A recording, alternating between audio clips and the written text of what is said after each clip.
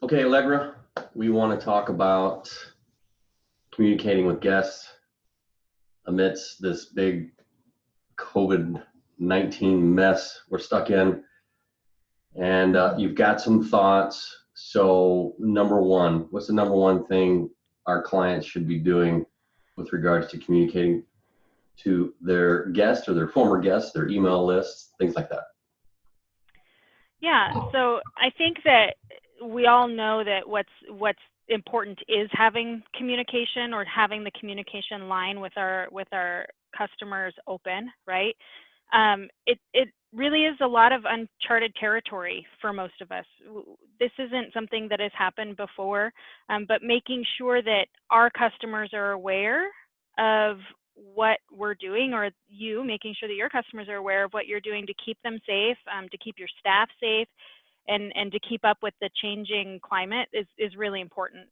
Um, there's a lot of emails that have been flying around to customers from all types of businesses all over the place. And what a common thread in all of those things has been really just to tell your most loyal customers, your most loyal guests, and anybody that has been in your property, I would say in the last year or had upcoming reservations, to let them know that what is happening on your property.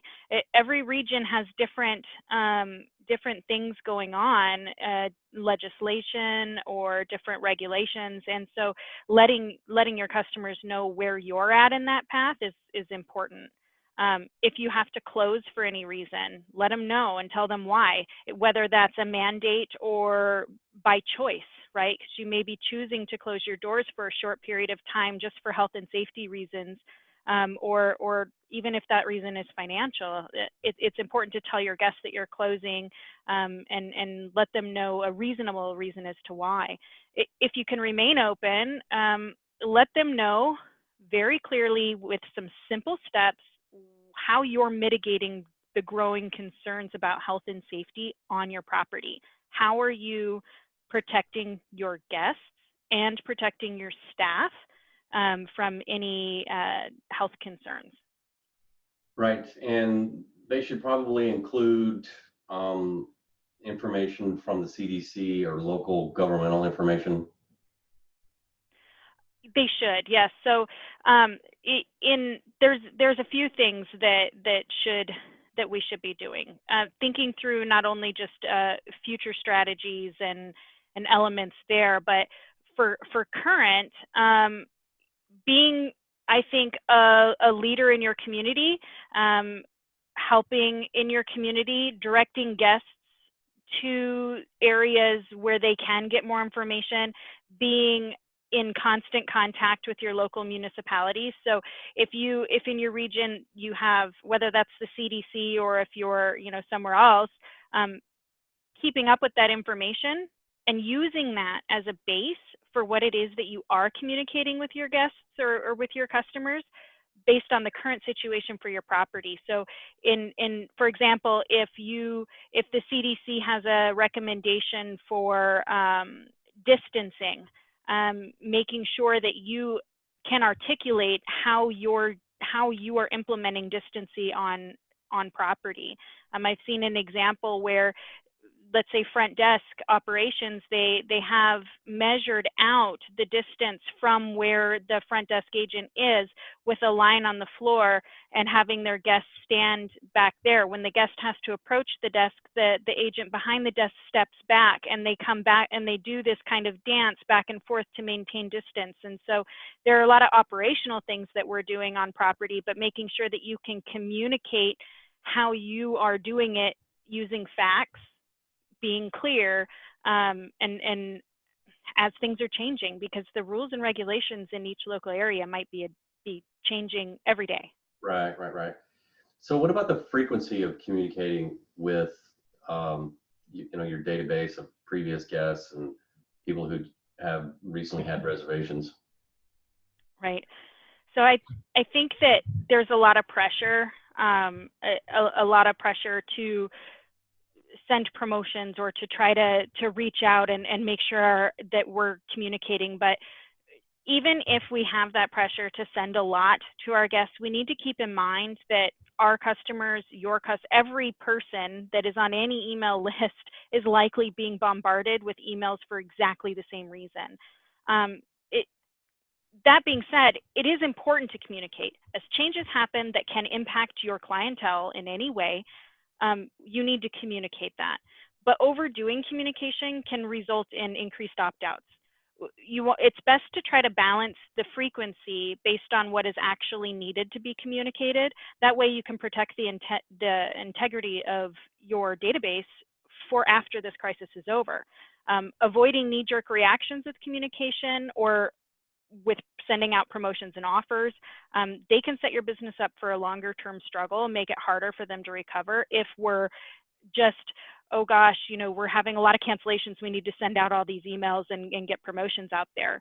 I've read that there are projections that are talking about how consumers, because of the nature of this crisis, that they may not return back to the same behaviors that they had in the past. So being thoughtful in your decision making and as you're decisioning at this time is really important.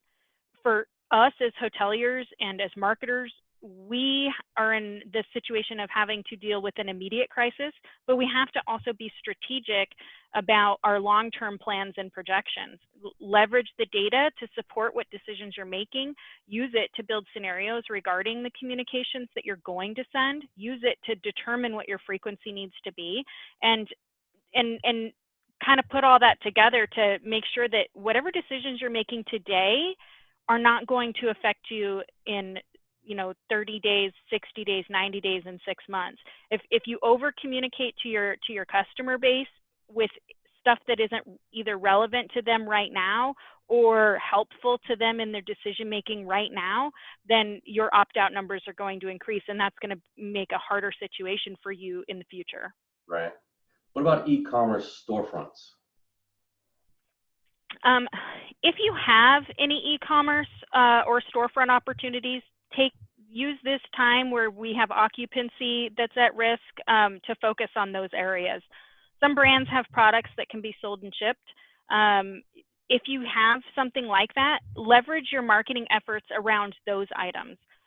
Avoid sending out promotional offers that are where you're having a COVID-19 sale on items, though. You want to be thoughtful about your communications, but if you do have the opportunity to provide something of value to your customer base during this time, then now is the time to kind of focus on some of those efforts.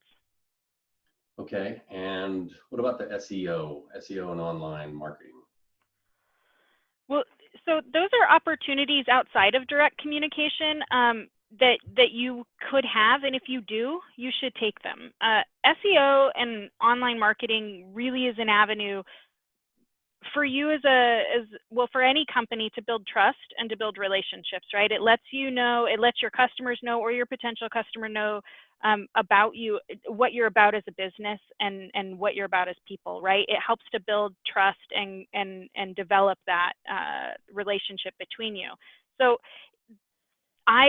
you don't want to just cut out all of your SEO or online marketing spend, but you do want to try to focus that in ways that can help to continue to build relationships that you can leverage then later. So when this crisis is over, because it will end, and then we will all be faced with the uphill battle of how do we repair, not only from a revenue perspective, but repair our guest relations, repair getting people back into our hotels.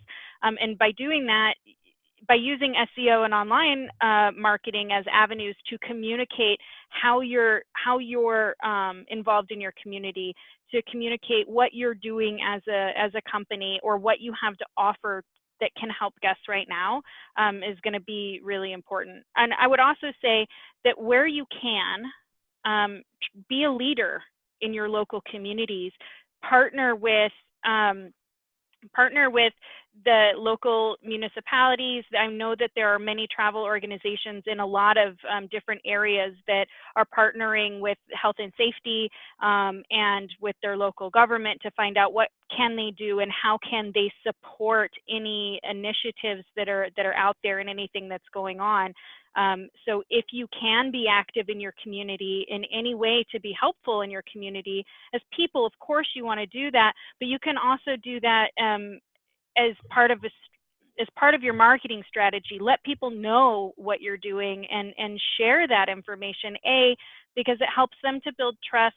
They'll remember how you've stepped up in your community. They'll remember how you supported them, and they'll know that they can turn to you in their time of need within the community. So it's going to help you in the long game. Right. Okay. Thanks. Some very good, helpful tips from Allegra. Thank you. Thank you very much.